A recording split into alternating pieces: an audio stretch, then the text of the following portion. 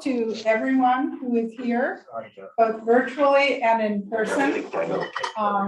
And this is a very special event because it's the first time we've had an event jointly sponsored by the North American Dostoevsky Society, of which our Vice President, Katja Bowers, and our President, Kate Holland from University of Toronto, are up on the Zoom, and by our own Brandeis ECS European Cultural Studies program that has been, this series, the Lemon Cake series, has been initiated by Steve Dowden.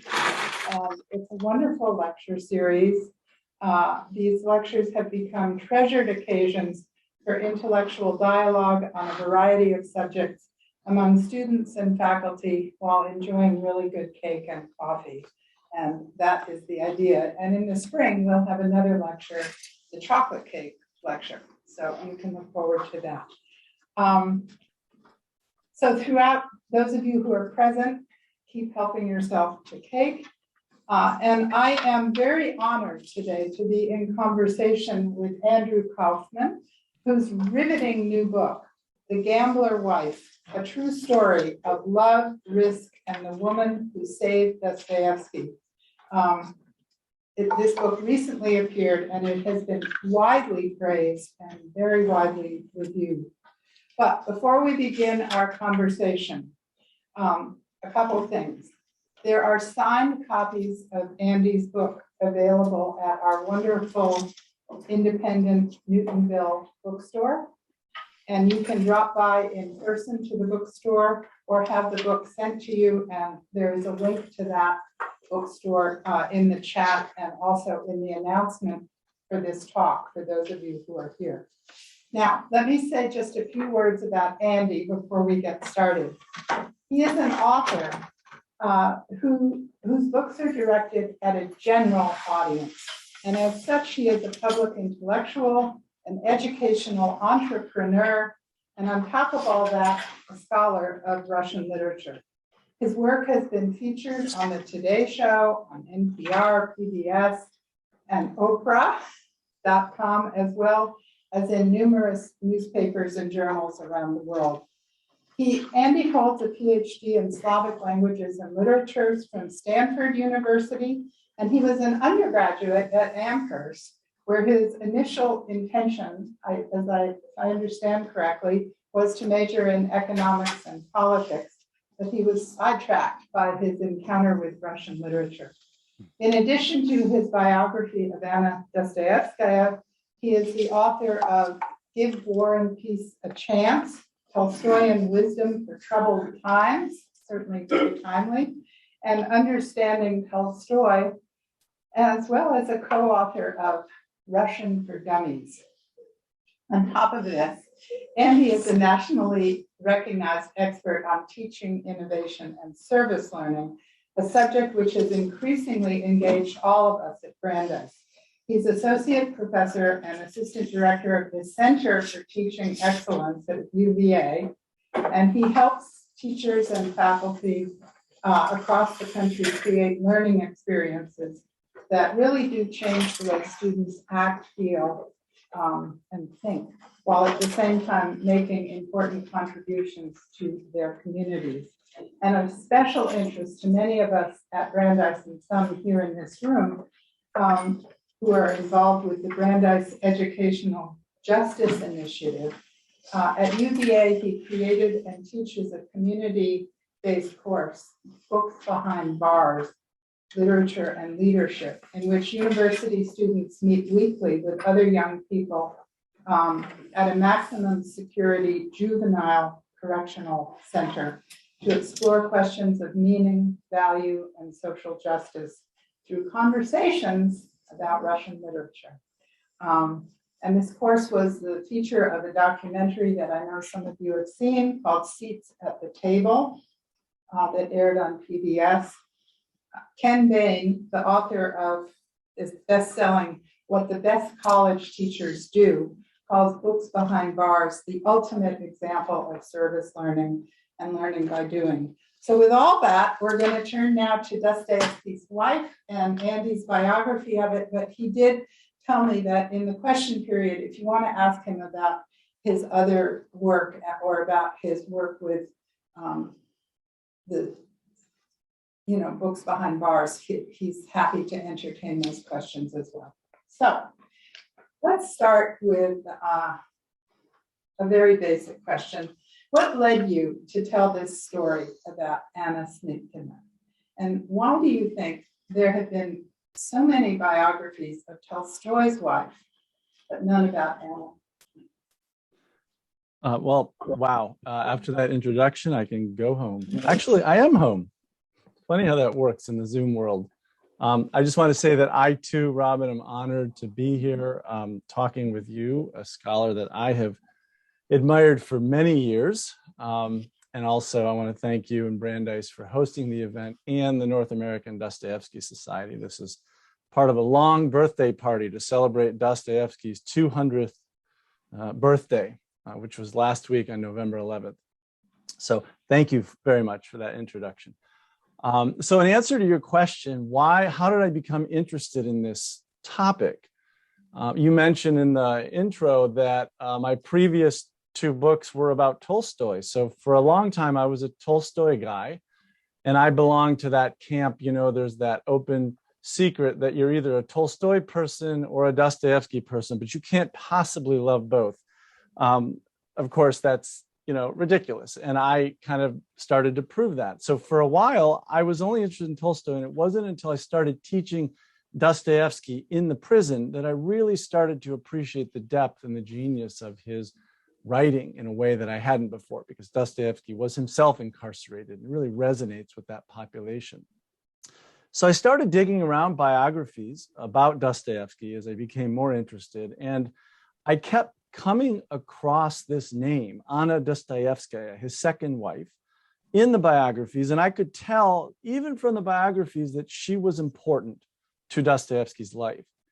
And so just on a whim, I started digging around her memoir and unpublished material about Anna and by Anna. And the more I dug into her story, the more I realized that to say that she was important to Dostoevsky's life is the understatement of the century. She was foundational to Dostoevsky's career and his life, and literally and metaphorically saved him on many, many different occasions. Hence the subtitle of my book, A True Story of Love, Risk, and the Woman Who Saved Dostoevsky. And I mean that in a quite literal sense. And so it was clear to me that her story had not been told. It needed to be told, and it was essential that we stop viewing her merely as an appendage of Dostoevsky and understand her not only for what she did, for Dostoevsky's career, but who she was as an extraordinary woman in her own right, who redefined what it meant to be a feminist in 19th century Russia, who, was Russia's very first solo female publisher, who published 7 editions of Dostoevsky's complete collected works, and earned her family, in today's money, the equivalent of $5 million from that enterprise at a time when women simply did not dare go into the publishing business. And so who she was, what she accomplished in her own right, and also her complexity and her subtlety and her compelling personality in its own right, became the subject of this book that I knew I needed to write, and I started researching it back in about 2014.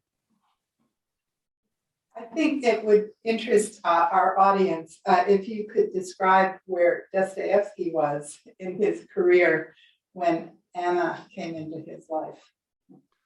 So where was Dostoevsky when Anna came into his life? So just a couple of facts. It was 1866, October 4th of 1866. Dostoevsky had been back from, he had spent 10 years, most of the 1850s, in Siberia, first 4 years in a Siberian prison camp for his revolutionary activity in his youth, another 4 years in mandatory military sentence. And then he finally returned to Petersburg in 1859, pretty much forgotten. he had had some, well-known works before he left a decade earlier, but he was pretty well forgotten. So he had to start his career from scratch. And he had been working on resurrecting his career for about 7 years before he met Anna. And he had indeed had some successes. I mean, he founded a journal that became very popular with his brother. He had published his semi-fictionalized prison memoir called Notes from the House of the Dead. He had published a novel, and that was a popular book. Another book that was very popular, not with the critics, but with the public, was called The Insulted and Injured, which was a melodramatic novel about an orphan girl and a poor struggling artist. And so he had had some successes, and he was working on Crime and Punishment when he met Anna. But I don't want to paint too rosy of a picture. I mean, for most people, those successes would have been enough for a writing career. But Dostoevsky, though he was an important writer, was not yet a great writer, was not known for his greatest novels. And so when Anna came into his life, when she did, and supported him through that next phase of his career, that is what allowed him to become the Dostoevsky that the world now knows. I also want to mention that his personal life and his financial life was in total free fall. Dostoevsky's finances were a wreck. If you look at his letters, there's hardly a letter that he wrote at any time in his life, but especially the 1860s, that does not include some desperate plea for money. One of the reasons he was in debt is because he had a gambling addiction, and he was often going to Europe on gambling binges. His wife had died a few years before he met Anna, so he was also very lonely and depressed. He was 44. Unmarried. He was rejected by 2 women that he had proposed to before he met Anna. And so even though he had had some literary successes, his career was very much in peril, and his personal life was in peril. And in fact, the reason Anna came into his life is because he had to meet an urgent deadline. He had to publish a novel by November 1st of 1867. If he failed to do so, he would have lost the copyrights on everything he wrote for the next 9 years. And he had signed that horrific publishing agreement a year before meeting Anna because he was so hard up for cash, because he wanted to get to Europe, to gamble, to see his secret lover, that he accepted just a usurious offer in exchange for 3,000 rubles, which in today's money would be about $25,000. He was willing to offer this really unscrupulous publisher the right to publish everything that he had written up to that point in a standalone edition. And he promised a new novel by November 1st of 1867. And all of this for $25,000. He was putting his career at that risk. Well, at that amount of risk. Well, October 1st of 1866 rolled around, and he had not written a word of that novel. And I actually misspoke. He had to produce it by November 1st of 1866. So Anna came into his life 3 weeks before this thing was due, and he hadn't written anything. And he hired her as his stenographer, because she was known to be a star stenography student in Petersburg, as his stenographer to help take dictation so he could quickly write this book. And sure enough, thanks to her fortitude and her efficiency, and her support, he averted financial and professional disaster. And the publisher, who was such a slime, went out of town on the day that it was due, and they were running around, as you described so vividly. They had to go to the police station to register right before midnight that the manuscript was in. I loved your account of that. Now, throughout your book, Andy, you describe numerous examples of how dependent Dostoevsky was on her, how much he just desperately needed her. From your perspective, I mean, of course, one can never know, but what do you think motivated her to stay with him under circumstances both financial and with his behavior that at best could only be described as difficult? I've often wondered whether she loved him or the idea of him. So there's a lot there, and it's a fantastic question. And let me tackle the first part of the question, because that the first part was, it was clear that Dostoevsky needed Anna, but why did she need him? Why did she stay with him? And I will admit that for the first several years of research on the book, that was the question that I kept noodling around in my mind, because in today's times, in the 21st century, I could imagine a lot of women not dealing with a man like this anymore and just leaving him, divorcing him. And in fact, Anna herself contemplated divorce on a few occasions. But here's the reason that she needed Dostoevsky. She was 20 years old when this offer of this employment as his stenographer came in. But this wasn't the first time she had heard of Dostoevsky. She grew up with this writer. Dostoevsky was her favorite writer when she was a teenager. Even before she had met the man, she was fascinated by him as a writer. And in fact, he was her father's favorite writer as well. Her dad subscribed to the Dostoevsky's journal, and Anna would recall how when he would fall asleep in his wing chair with the magazine still in his hands, she would sneak up to him and lift it out of his fingers and sneak off into the garden and lose herself in the pages of her favorite Dostoevsky novels, Notes from the House of the Dead, The Insulted and Injured, being two of them. So she was a very literate woman, very educated, very literary. And she was a young feminist. She proudly considered herself a young feminist. They didn't call themselves back then. They called themselves the, quote, emancipated girls of the 60s. And we can talk more about what that meant later.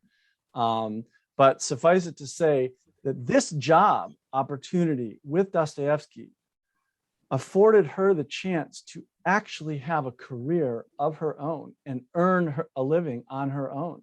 Her father had died 6 months before she was given that job offer. And so she needed to make a living, and she wanted to make a living for herself.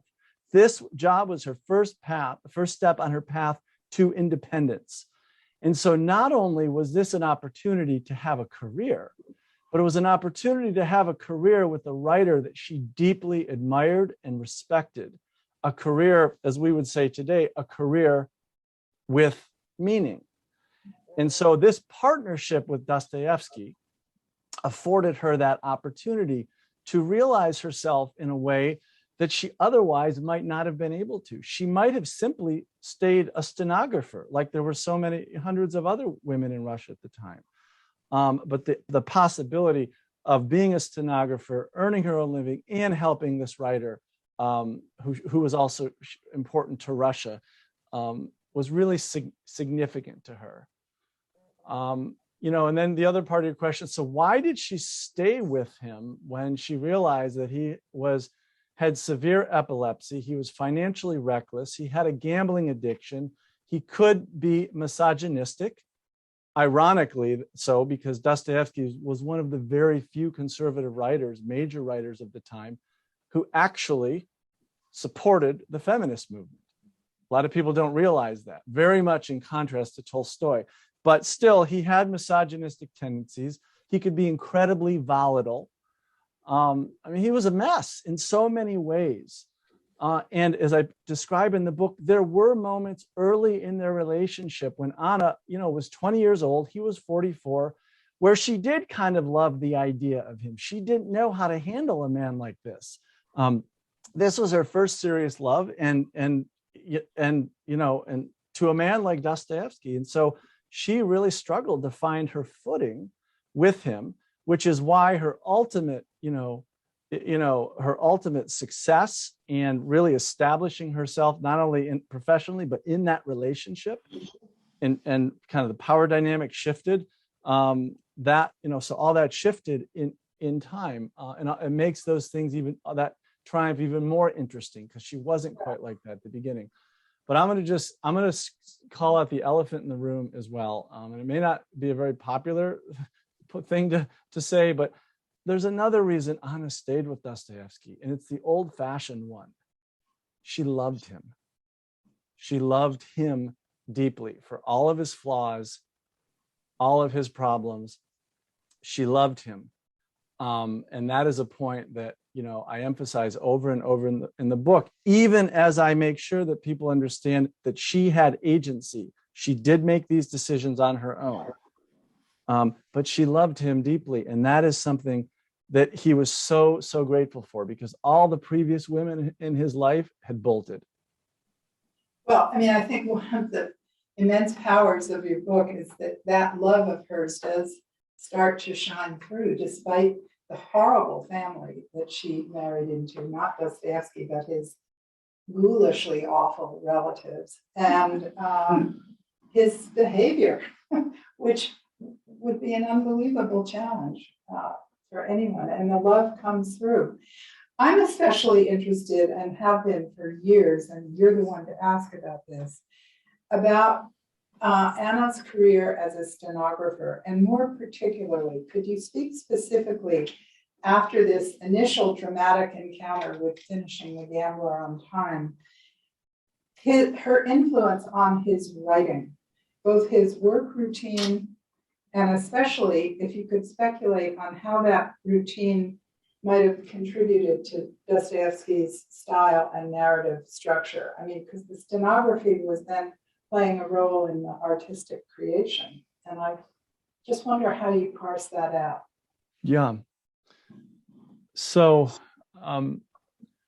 there were periods, long stretches where there was no routine, when Dostoevsky was enthralled to his, gambling addiction, and they were just surviving without 3 meals a day.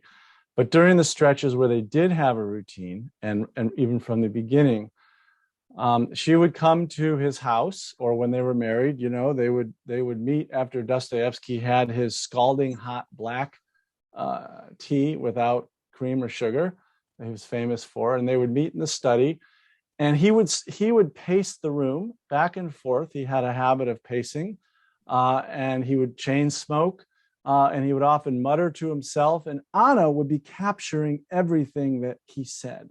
And these dictation sessions would go on for several hours. They would take little breaks and have, conversations mostly about him. He loved to tell stories about his own life. So she was learning an awful lot about him from very early. And then they might have another dictation session late in the afternoon. And then Anna would take that home at night before they were married, or, when they were married. She would take the dictated part of what she wrote, and she wrote it all in shorthand. That's the other thing that's really important. She wrote it all in shorthand, and then she would decipher it and then kind of write it out and then give it to Dostoevsky the next day. He wouldn't wake up usually until noon, because he was a night owl. And then either they would do more dictation, or Dostoevsky would take what she wrote, and she created a clean copy, much the way that Sonia Tolstoy did with Tolstoy, except Sonia Tolstoy was not a stenographer. And then he would rewrite, or he would write further, and he would compose late into the night. And then the next day, based on what Anna presented him, and next day, he would then spontaneously speak the next part of his novel, and she would take down dictation. And so what's interesting about that, and this is the first time I've ever gotten the question about how does that process potentially explain Dostoevsky's narrative style? And as I'm thinking about it, and I don't actually talk about this directly in the book, but Dostoevsky was often feverish, and he spoke, and his narratives have that quality to them. And so when he was pacing back and forth and speaking out these plots, very spontaneously, just imagining them in the moment, Anna, because she knew shorthand, was able to capture all of that quickly. And had Dostoevsky needed to write that himself, he wouldn't have been able to seize his train of thought in the way that Anna could. So it freed him up to be his feverish, incredibly imaginative, spontaneous self. And Anna would do all the heavy lifting to make sure all that got on paper. What Anne Lamott calls the shitty first draft, pardon my French. But it's a really important phrase for students who always struggle with writing, and they think the first draft needs to be perfect. No, it needs to be crappy, because you just need to get it out. And that's exactly what Dostoevsky did. but that allowed all of that spontaneous flow to be captured by Anna. And the other interesting thing is because he spoke these novels aloud and Anna took down dictation, one of the things that people observe in Dostoevsky novels is the incredible dialogue, the way in which he embodies so many different voices of the characters, you know, what Bakhtin calls the polyphony, the multi-voicedness of Dostoevsky's novels. And he himself was known for his acting talents. You know, he was a very mesmerizing speaker. And so when he was speaking these scenes, he was embodying these characters, and Anna was capturing what he was saying almost as an actor on stage. And I think that sort of also explains that quality of his novels and why he was able to give free rein to that because of the role that Anna played. Fascinating. You know, Turgenev and Tolstoy wrote plays, and Dostoevsky, the great drama dialogue guy of them all, never did write a play. He thought about it, but he never did write one. It's so interesting. You offer up a really compelling description of the woman question in Russia of the 1860s. And you go so far as, and you've already done so this afternoon, to describe Anna as a feminist, despite her distinct differences from other women in the feminist movement at the time, some of whom, as you described, even ostracized her. Could you talk a bit more about that aspect of Anna's story and the kind of feminist that she was? Sure. So just to give a little bit of historical context for people who may not be aware, you may have heard the so-called woman question. They never used the word feminism, but they did talk about what was the woman question. And this was an issue that came up on the heels of the humiliating defeat of, Russia's humiliating defeat in the Crimean War. And it was clear that Russian society had fallen behind European society. And people were figuring out, what can we do to modernize society? And that is the moment, that was the impetus behind Alexander II's great reforms, which included the emancipation of the serfs and many other things. But in that tumult was also the realization that women, if they're going to play a role in the rebuilding of Russian society, women have to be given educational and professional opportunities. And so articles and books on this topic started appearing. New businesses, business cooperatives run by women, professional opportunities started popping up. And this was the air that Anna breathed. It was a really exciting time for women. And it was started in the late 1850s and really took off in the 1860s. I should say, I'll get to Anna in just a minute, but this is really important to distinguish her from the other feminists. What happened to the feminist movement is, if initially they were interested in creating professional and educational opportunities for women, it very quickly morphed in the 1860s to a much more radicalized movement, where the Russian feminists allied themselves with the revolutionary movement.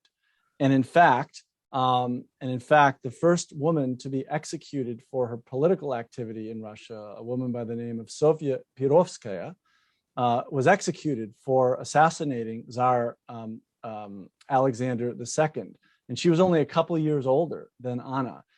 And these were also it became a very countercultural movement. The radical feminists, they cropped their hair short. They wore blue spectacles. They smoked in public. They did what they could to irk a polite society. They, instead of wearing, the traditional Russian dress made out of muslin, they wore long, straight woolen dresses or even pants. And they did not engage in traditional marriage. That's really important. That was part of their statement against contemporary culture. They did not believe in traditional marriage. They thought it was purely patriarchal and a form of slavery. But what they did agree to was what was called a fictitious marriage, which was literally a marriage where an enlightened man and a young feminist would go through the motions of a marriage to satisfy the parents or to get the legal documents necessary. And then this man would give her, free reign to do whatever she wanted. She can sleep with whoever she wanted. She could pursue whatever career she wanted. And that's how he proved his enlightened credentials as well. Well, Anna, this was the air that Anna breathed when she grew up. This was just such a prominent part of the culture. And she was very influenced by all this. And she had a number of qualities in common with the other feminists. She was ambitious. She wanted independence. She did not want to rely on a man for her career, as I described earlier. She, believed in her own intellect. She was a risk taker, but she committed the cardinal sin of also marrying for love. And we're back to that again. Anna, even though she resisted her parents' efforts to match her up, with a future spouse, fundamentally, she wanted her mother's blessing. She wanted to marry for love. And she retained a number of her more traditional elements from her traditional upbringing and combined those with a number of the traits of the feminists, and became a very unique amalgam of these two. And that's the picture that I try to paint of her in this book, that she was someone who was both radically progressive, but also radically traditional. And in that, she rewrote the script of what it meant to be an empowered feminist in 19th century and 20th century Russia. And that combination is what makes her so complex and so interesting. So this is such an interesting subject, and I want to dig in a little further from a different angle, because reading the book in retrospect, I see very clearly your argument that she was a feminist, and I agree with it. But she was also an enabler, was she not, of Dostoevsky's most serious problems? And I wonder, do you think, ironically, that her enabling actually contributed to his healing? There are a couple scenes there where that seems to be suggested. I miss what you said. In a way that sort of goes against the grain of what we think of as what you should do in similar situations. Yes. She enabled him and his So, family. So I think you may be referring to the scene where 1871 and she sends him back to the casino, right? Before I share with you a little bit about what happened there and kind of speculate on why it was effective, I should also point out, and I think I point this out in the book, that there were no models in Russian culture for how a woman was to deal with a gambling addict husband. There were very few models, and the models that existed, and I'm just thinking of one, because gambling was not seen as an illness back then in the way that alcoholism. It was seen either as an extreme, uncontrollable passion, which is what Anna eventually came to see it as, or it was seen as kind of, the dalliance or an indulgence of, the aristocrats primarily, who had a lot of extra money, and gambling was part of the way that they proved their high society credentials. And there's even a book about that. So, and I'm thinking of one example of a high profile example of Katerina Pavlova, who was a really important 19th century writer who was forgotten in her time, but rediscovered by the symbolists. But she came from a wealthy family. She married an untalented writer, and her husband gambled away her entire fortune to the tune of something like $350,000 to $400,000 in today's money a night. And Pavlova didn't do anything at that point. It wasn't until he secretly mortgaged her property that she realized she had to step in. Well, she stepped in.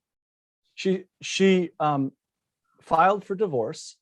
The authorities came by and arrested him. And during they weren't going to arrest him for what he did to his wife, even though by most people's standards it was illegal. They arrested him because they found illegal censored books in his possession. They sentenced him to 9 months in prison. Well, for her bold act of self-assertion against this, her husband, who was a gambler, Katerina Pavlova earned the ire of all of her friends. Almost all of her friends in society said, "How dare you? How could you do that? You ruined this man's reputation." Not good for you. You asserted yourself. And so the reason I tell that story is because that is the cultural context in which Anna was, experiencing Dostoevsky's gambling addiction. There were no clear models for how to deal with a reckless gambling addict that allowed a woman to be more assertive than she was. But interestingly, Anna was assertive in a couple of ways. And one of them was that, so for the first several months or even years, she didn't quite know what to do. She was struggling. She was trying to lure him away. And the whole second part of my book takes place in the casinos in Europe. And we watch Dostoevsky gamble. We even watch Anna gamble. We'll talk about that. And she's desperately trying to lure him away from the roulette table, or she would feign a headache, or or say that some man in another room was accosting her, or she would and then if that didn't work, she would at least try to advise him on how to play, because Anna was a very strategic, calculated person, and she paid attention to the other roulette players. So she thought she had an angle on how to play this game, and he didn't pay attention to that. So she was trying anything and everything. And eventually, her persistence and her refusals to stop trying, but also her refusal to judge Dostoevsky for this addiction was very important. And he mentioned that over and over again, that what we might view as enabling, he viewed as the kind of love and support that he had never received for his extreme character flaws like this one. But there's something else that Anna did, and this gets directly to your question, and that is in 1871, they were in a crisis situation. They had to get back to Russia. Anna was 5 months pregnant. She was due to deliver in July. Dostoevsky was stalled in the writing of the Possessed, also called Demons. She was dying literally of homesickness. He was dying creatively. They couldn't get back to Russia because they didn't have enough money, and their only source of money was Dostoevsky's writing, but his writing was stalled. So what in the heck were they going to do? Well, Anna, in a lifetime of risks, one of the most interesting risks of all, she realized over the past several years that gambling stimulated Dostoevsky's creativity. So she said, take the 100 of the 300 thalers that we have left in our possession and go to Wiesbaden and gamble. And he did. She sent him back into the inferno of his gambling addiction. And she knew he would lose everything. And she sent train fare, and he lost that too, and she sent more money. But what happened is he returned. He wrote up a storm. He persuaded the editor to give him another 1,000 ruble advance because of the progress he was making. That was enough to get them back to Russia. But also something else happened, that would be the last time Dostoevsky would ever gamble again. And Anna, of course, couldn't know that. She couldn't have known all the different ramifications of her risk. But I do think she had this instinctive insight into something that psychologists today call the ironic intervention. That one of the ways you help a person get over their addiction, one way is remove them from the circumstances in which that addiction can take root. The other way is you push them straight, you push them straight in the direction of their addiction to such a degree that they literally implode. And that is what happened to Dostoevsky. Somehow he realized what he had been doing to his wife all of those years. He was ashamed of what he had been doing. He had a dream that Anna's hair turned gray. There was all sorts of omens that happened to him in that gambling spree, where suddenly it hit him that he was killing his wife. He was literally killing his wife. And so, and that would have meant disaster. That would have been the end of his life. And so by pushing him back into the inferno of his addiction, Anna ironically created the circumstances where he realized that he didn't want to do this anymore. And there were other details that might explain it too, but that, in response to your question, that's called the ironic intervention.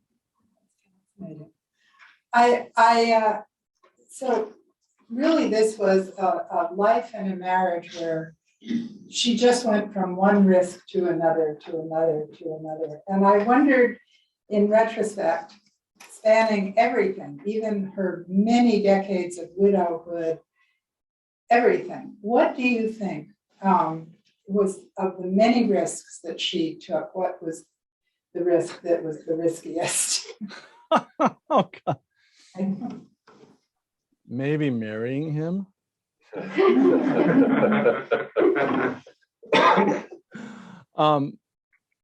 I mean, there's so many personal risks, so many professional risks.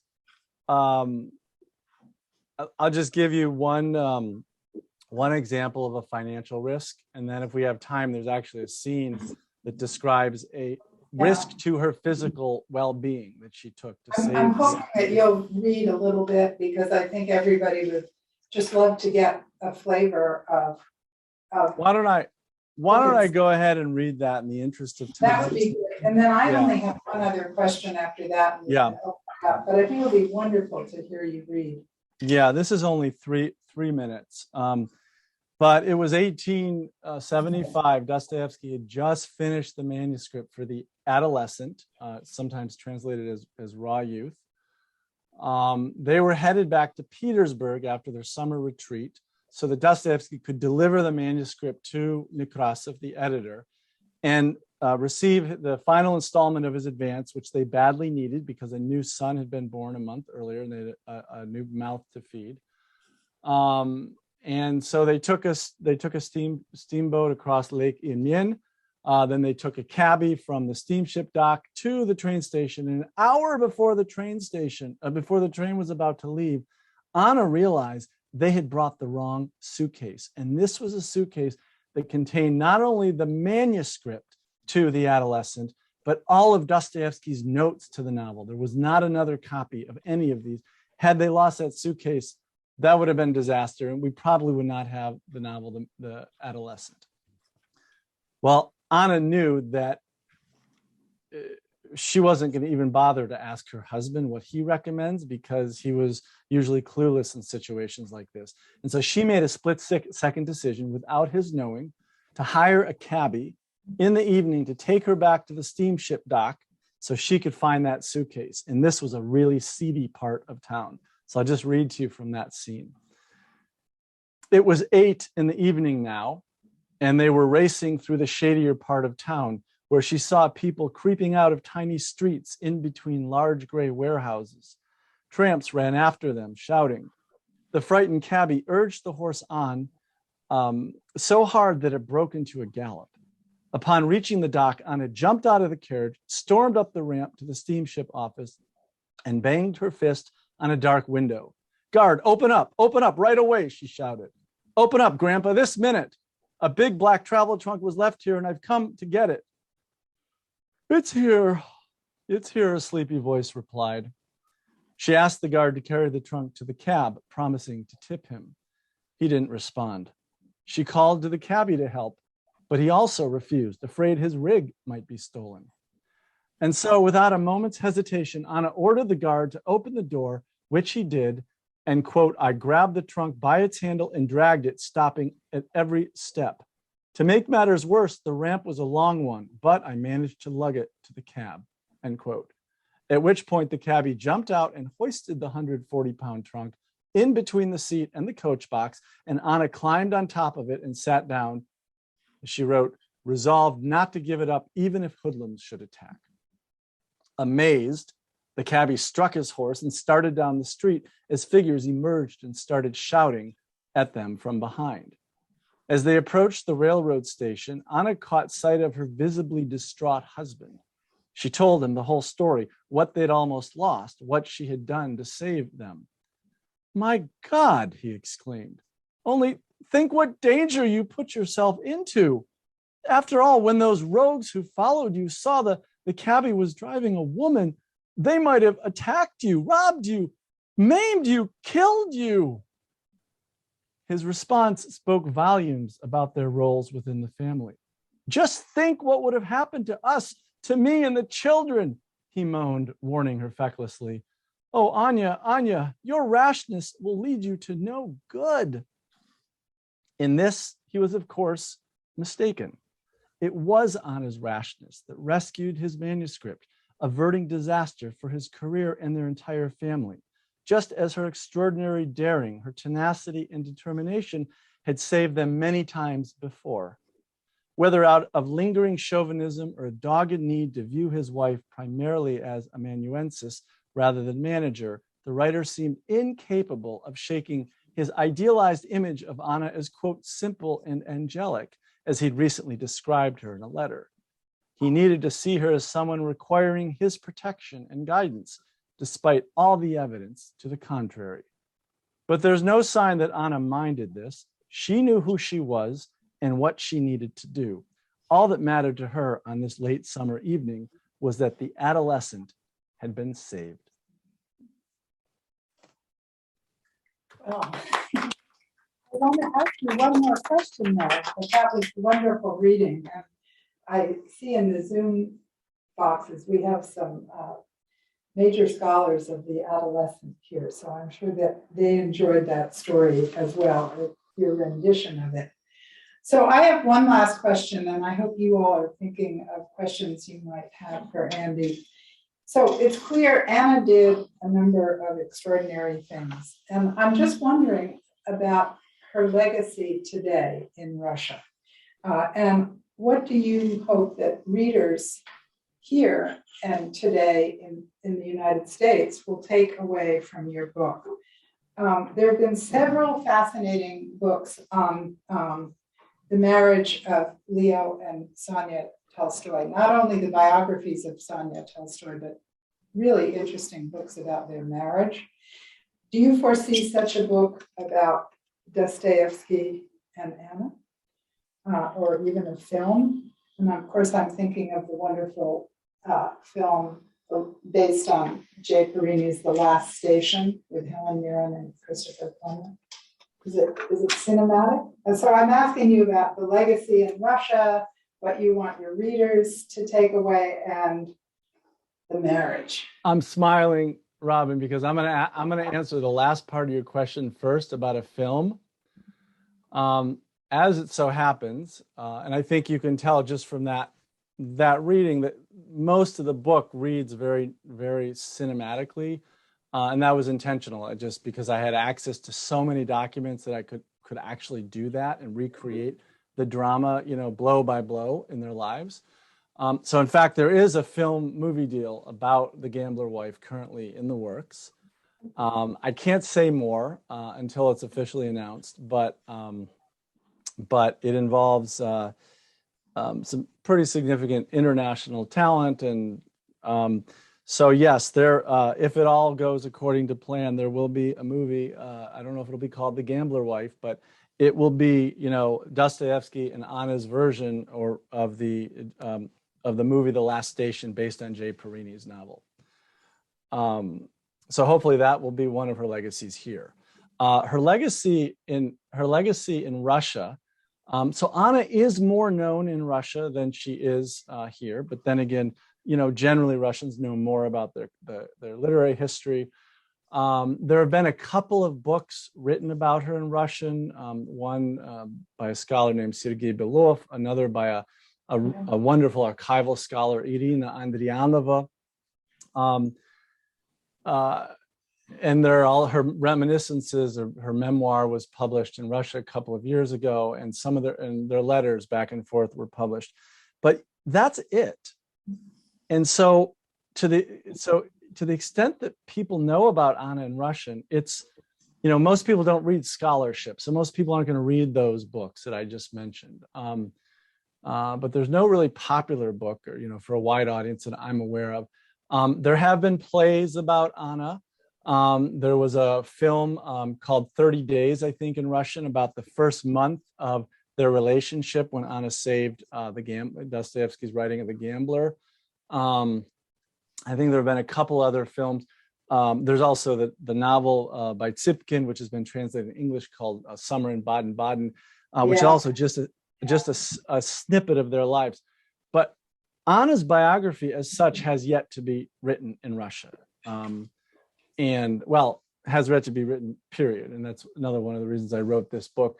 And unfortunately, she's known in very kind of stereotypical ways. On the one hand, there are people who view Anna just as the ideal of the long-suffering, Russian wife, the descendant of the Decembrists, for example. So there are those who view Anna just in a very traditional lens. And then there are those who have criticized Anna for selling out. Lydia Chukovskaya, a Soviet writer, very meanly, called Anna a hard, there are those who have accused her of selling out and abandoning her feminist ideals. So she's gotten criticism from that side. But then she's gotten criticism from the other side for being too progressive. Lydia Chukovskaya called Anna a hard-driving, stingy businesswoman who forced Dostoevsky to write just so she could make more money. And there's not a shred of evidence that that's true. But unfortunately, these are the kinds of this is often the fate of the spouses of great writers and great people in general, that these stereotypes that people bring to them say more about the people who are, assessing them than about the subject itself. And Anna also was sort of a victim of her own success, because when she wrote her own memoir, Reminiscences, she very intentionally put herself in the background. She got rid of a lot of the truth about Dostoevsky's life, including his secret lover, Polina Suslova, who caused her so much torment. That's a whole other juicy part, part 2 of the book. But she also got rid of herself. She got rid of herself and made herself appear but a bit player in the story of Dostoevsky's life. And that is exactly how she wanted that narrative to be crafted. So she was successful. The problem is she was a victim of her own success, because people don't, including Russians, don't really know the whole story about who she was. And so what I wanted to do with this book is paint a much more rounded, fuller picture of Anna as the incredibly fascinating, complex, multi-dimensional woman that she was. And also, if you think about the times that we live in today, I mean, everyone is so divisive, and it's so easy for us to talk about people through stereotypes, and and to talk about the liberals and the conservatives and Republicans and Democrats, and if you're not on my team, you're I don't want to talk to you. Well, that's sort of what happened to Anna's reputation, that she became a victim of these different polarizing views. People thought she was too traditional, not traditional enough, etc. And so what I wanted to do is to create a book about a human being, and really bring her humanity out, not just so that people can learn about her, but so that we can appreciate, what it meant to be a woman in 19th century Russia in 20th century with all the complexities. And I think it's a message, for our own really divided times as well. Well, thank you, Andy. I could not help but think throughout your talk about the painting, the Frida Kahlo painting that was sold yesterday for an untold fortune of like $24-point-something million. And it's a late self-portrait she did of her face. And in her forehead is a little portrait of Diego Rivera. And many of the moments today made me think about how I would interpret that painting in the light of Anna Dostoevsky and her husband. Well, I would like now to turn to questions, if that's okay. And I'd like, Andy, to have the people in the room here who are primarily students, but also some interested faculty, have the first shot at questions, and then we'll move to the Zoom audience and the North American Dostoevsky Society, etc. So the floor is open for questions from the room, first of all.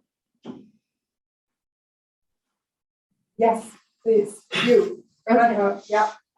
Thank you so much for agreeing to speak with us. And I was just wondering, especially with a historical figure such as her, I'm sure this answer could be very complicated, but the process of going from being familiar with the literature of Dostoevsky and looking at these historical documents and like compiling a three-dimensional portrait of this historical figure, what is that like? And specifically with a figure who's kind of, on the sidelines of this person who we hear so much about, Dostoevsky, what is that process like? Are there any particular like issues that come with writing a book about someone who's in that position?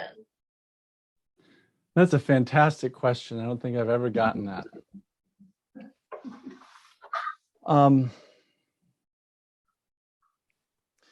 I think the first thing that is different is to create a full-blooded portrait of someone. You need to think as much like a novelist as you think like a scholar. Scholarship can tend to become a little bit abstract, and we deal in the realm of ideas. Not always, and ideas can also be incredibly exciting and have a drama of their own. But as someone who had often been in the realm of ideas, I had to really think like a storyteller, like a novelist, and really think about what are the inflection points in this story, what are the scenes in this story, and what are the details that I can draw on to really give life to her story. And fortunately, I had access to a tremendous amount of scholarship. So that is where my scholarship did help me, that I had access to a lot of materials in a lot of it's never been published before, in Russian, some of it in English.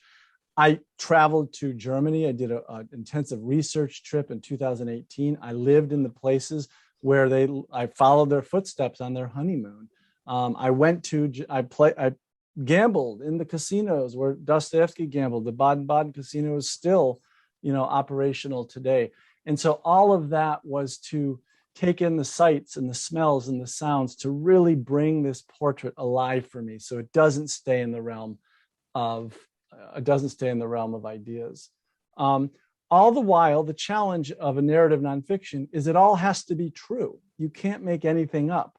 So you have to keep your scholar's hat on just enough, and you have to have a nose for research, but you also really need to be a storyteller. And then also part of your question, you may not have been specifically thinking about this, is, I'm a man writing about a woman. And people sometimes wonder, what's that like, being a man writing about a woman? And I'm not Tolstoy, who could do it so well in Anna Karenina. But, it just takes a lot of, that is something that I was always aware of, and I didn't let it stop me. But I also brought a lot of humility to this. And I really tried to hear Anna's voice in her voice. I really tried to see the world from her perspective. And any time that I found I was imposing my own kind of limited masculine view on her, I had people calling me out. I was calling myself out. There were a number of moments where I used the word hysterical to describe Anna's behavior. And what I realized is that I was falling prey to that old Victorian stereotype of a passionate, powerful woman as being hysterical, rather than being powerful, which is what she was being in those moments. And that's an example where you just you have to be really honest with yourself, and have, I had to have women reading the book too, and my wife had to pass my wife's red face test. But she didn't do stenography. Another question, Elijah, and then Hannah, and then back there. So we'll have 1, 2, 3, and then we'll open it up. Okay, is that good, Katya? Elijah. I thought what was very striking in the whole discussion is the ways in which the sort of story of their life is reflected in some of Dostoevsky's fiction. The sort of trope of like young woman comes to redeem incredibly broken man, right? Maybe like in Crime and Punishment, very famously. Was this like a very conscious mirroring of their own lives and everyone was sort of aware that they were borrowing it? Or does this sort of come out in ways more subconscious and then cloudy? That's another fascinating question. It's often pointed out in the scholarship that Dostoevsky in his fiction tended to prefer the infernal woman, right? Based on his own tumultuous love affair with his secret lover, Polina Suslova. But we find that type so often in his fiction, but rarely, scholars point out, do we see Anna, the type of Anna. And to the extent that Anna, as an empowered, pragmatic woman, that he was drawing on her, it's often in the male characters, interestingly. However, one of the things that I point out in the book is that all the works that Dostoevsky wrote while he was, married to Anna, really highlight this theme of radical love, of compassion, of the importance of according dignity to every human being, the possibility that every human being can achieve redemption no matter what they've done in their lives. And it strikes, and of course, Sonia Marmeladov is a great example of that, the prostitute in Crime and Punishment, to whom Raskolnikov confesses his crime, and rather than judging him, she embraces him and weeps because she can see the depth of his suffering. And what's striking to me is, we look for the source of those themes in all these cultural sources and Christian theology. And yes, it is there. Dostoevsky was, very immersed in all of that. But I also wonder if he drew, and I do think it was subconscious, on the fact that he had in front of him a living embodiment of those ideals of compassion and radical love that he celebrates in his works. Anna embodied precisely that ideal in the way in what she sacrificed for him, and staying with him even in the worst moments. And so, one of my contentions is that he did draw on that, if not consciously, then at least unconsciously. And one piece of evidence that I have for that is he told her during their honeymoon, he said, "It's for those like you that Christ came." Now, if my wife said that to me, I would be floored. I think she's, making fun of me or being ironic. But when Dostoevsky said that, he was not being ironic. He did believe that he had found in Anna someone, with almost Christ-like qualities. And I'm always careful about, idealizing women in that way. But geez, if you think about her story, I mean, she's, in addition to her toughness, and Christ was also very tough. He was no mollycoddle himself. She also had this incredible capacity for love and compassion that he saw in her, and he was deeply grateful for. And I'm convinced that he drew on that for his this theme in his novels. That's interesting too, that you take it so far as Christ, because they also exchanged incredibly explicit love letters, physically explicit love letters, physically detailed explicit love letters. Okay, so Hannah, you get the next question. I guess my question was actually originally very similar to what Elijah just asked.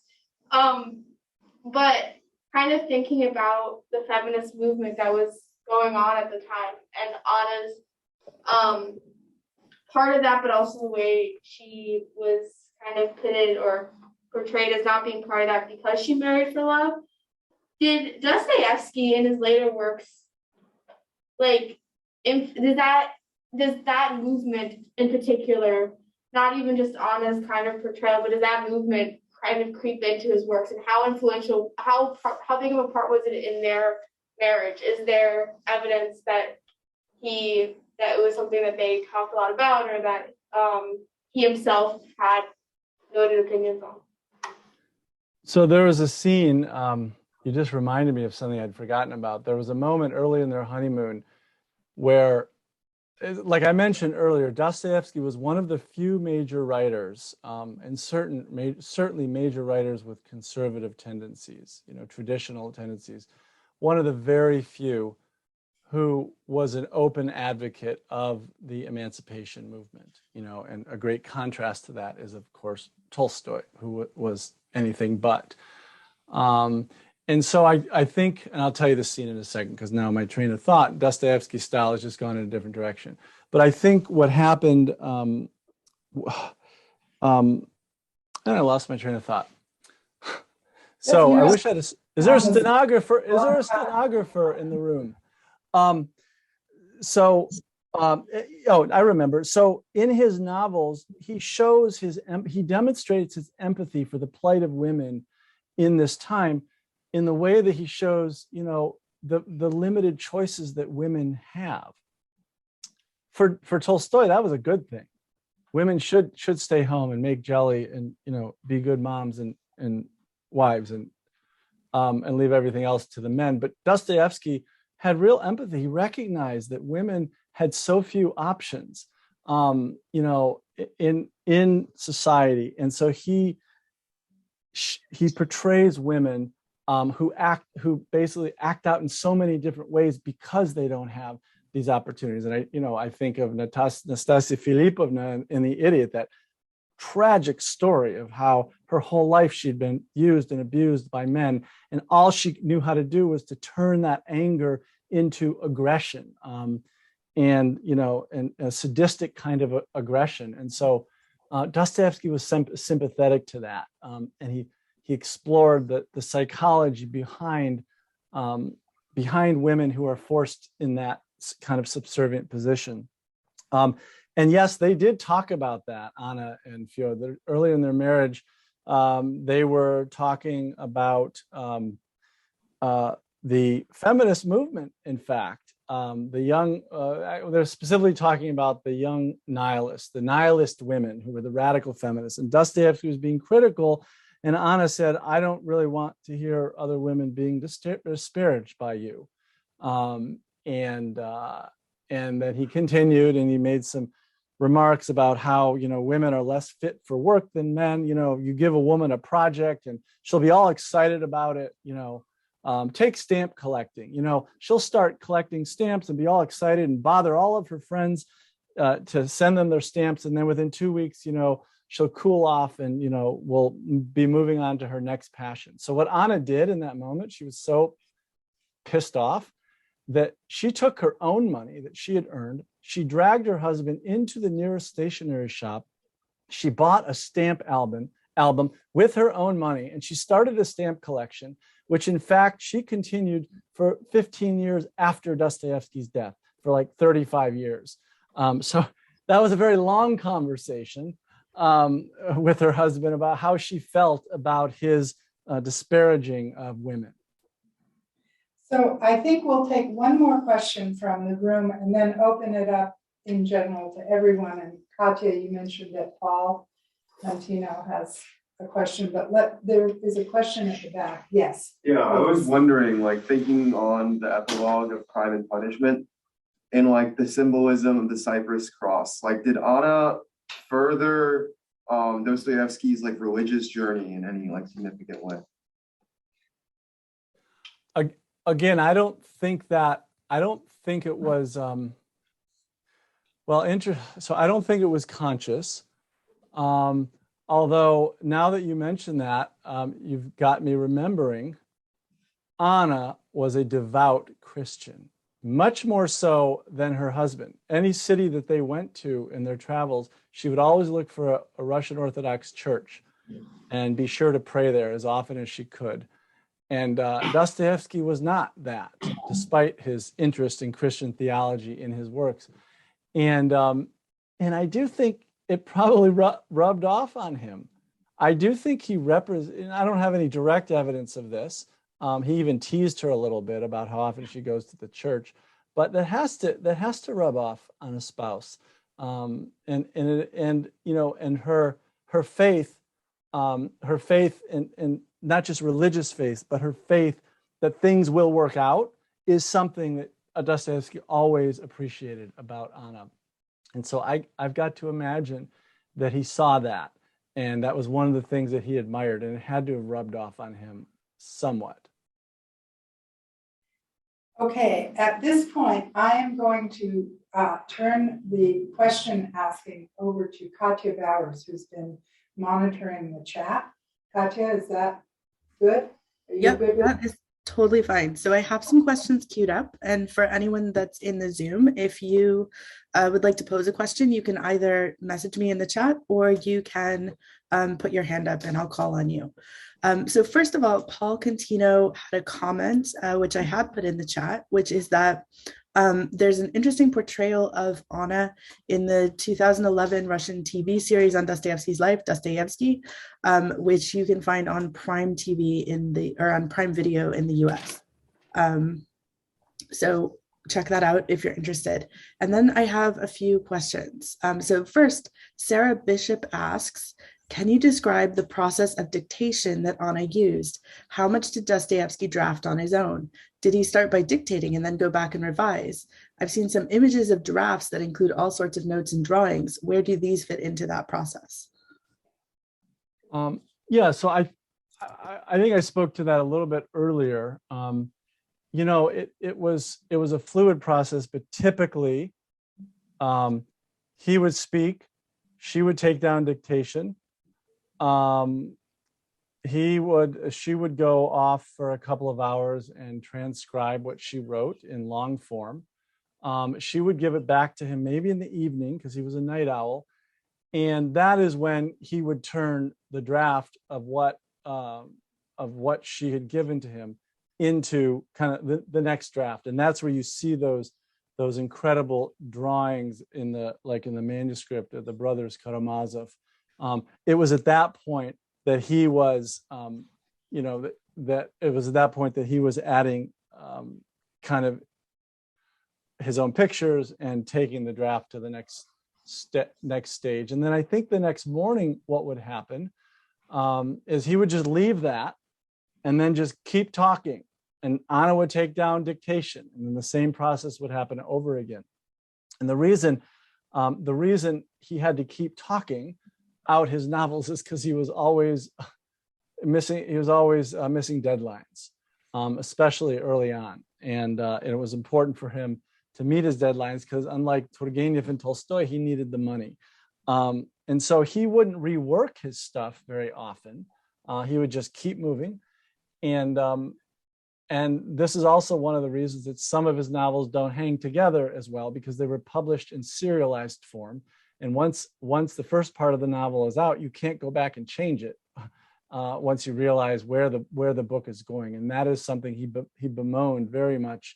And that is what happened with the Demons, the Possessed, that he wished he could have gone back and reworked the whole Stavrogin plotline, but it was too late because it had already been published. And and that was one of the calamities, one of the risks of publishing in serialized form.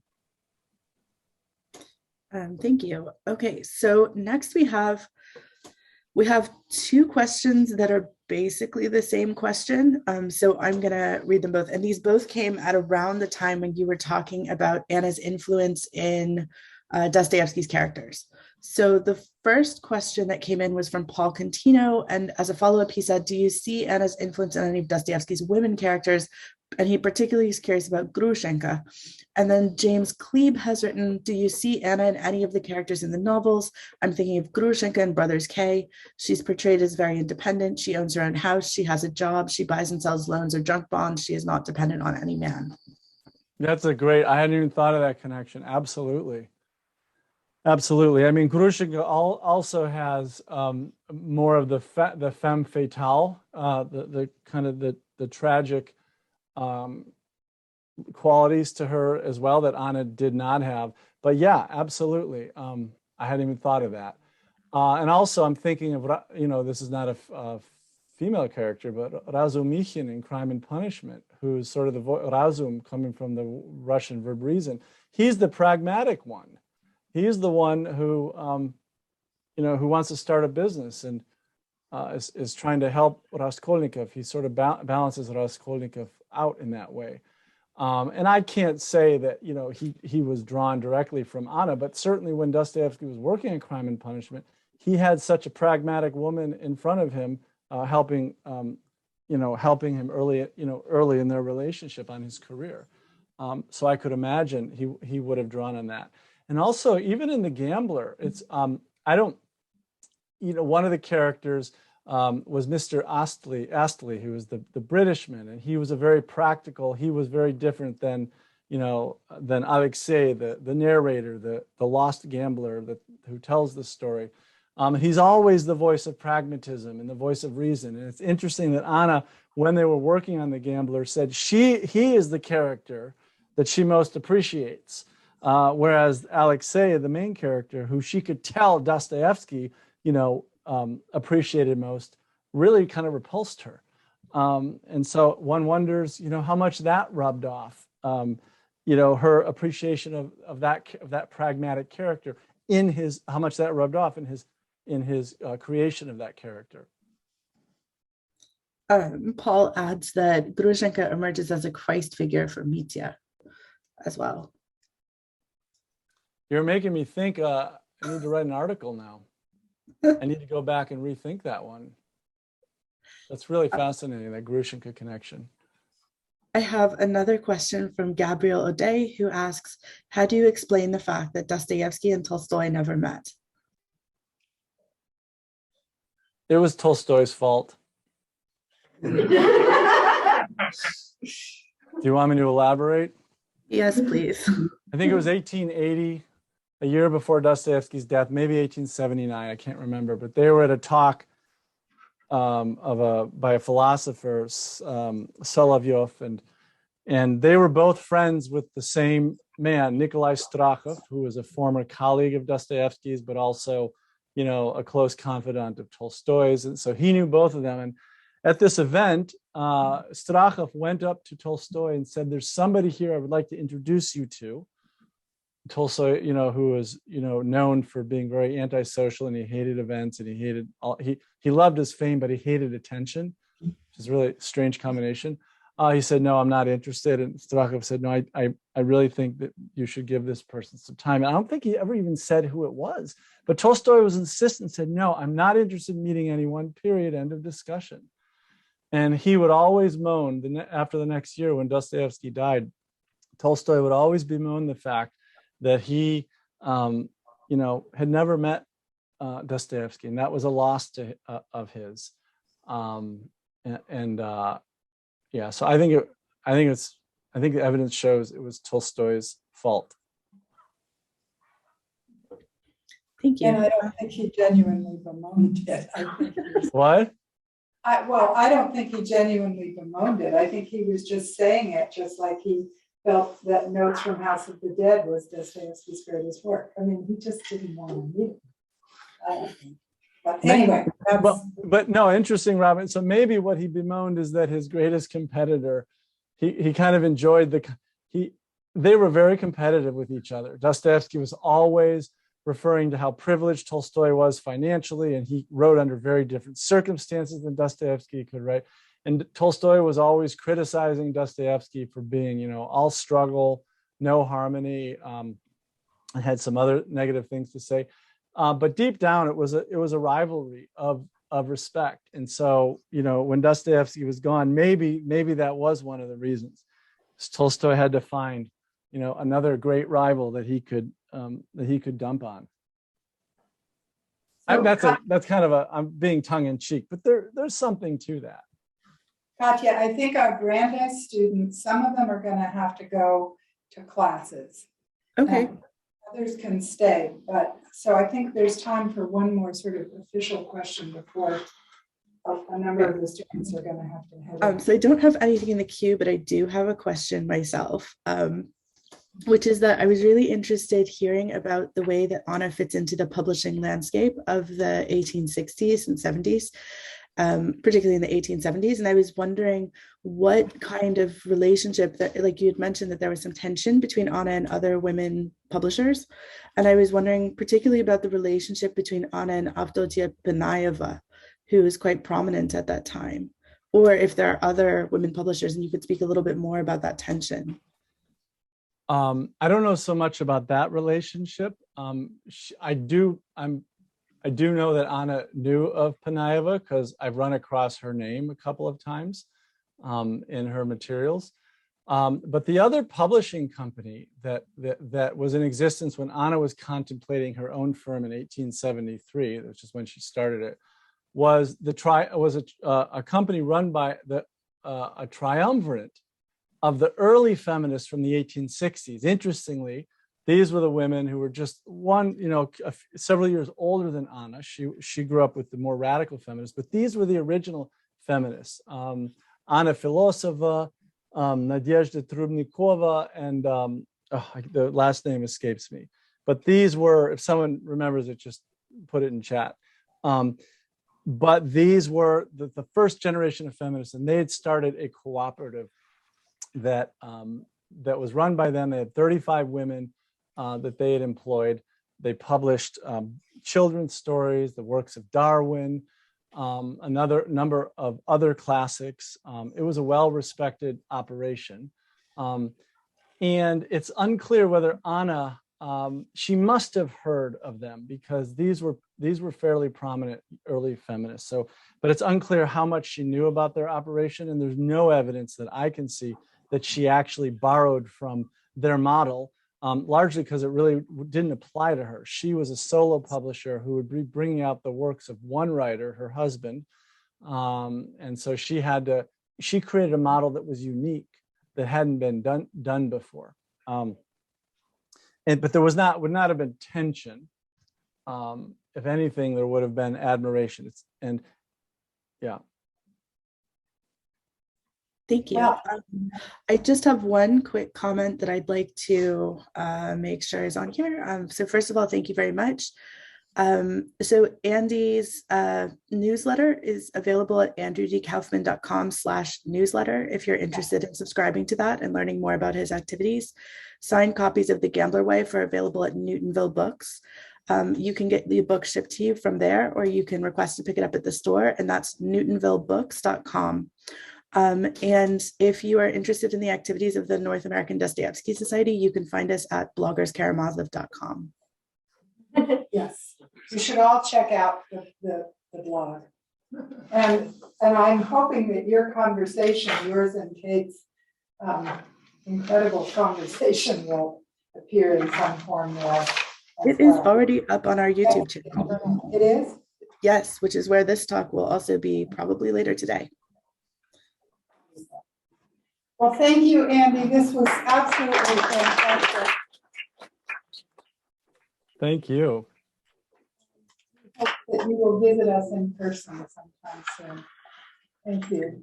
Can we see it? Is that cake in the room? Oh, it's been devoured. There's some of it is left. Should I cut you a piece and freeze it? I just wanted people, I thought it was so beautiful. I wanted people to see it. Maybe you'll throw that up on Bloggers Karamazov. There it is. There it is. Oh, wow. Yes, Yeah. that's what we were eating. Yeah. Thank you so much. How are you? How are you? Wow, that was great, wasn't it? Yeah. Awesome. Thank you guys. Really enjoyed Thank you it. so much, Andy. Thank you so much, Robin. Thank you so much, Brandeis audience and Zoom audience.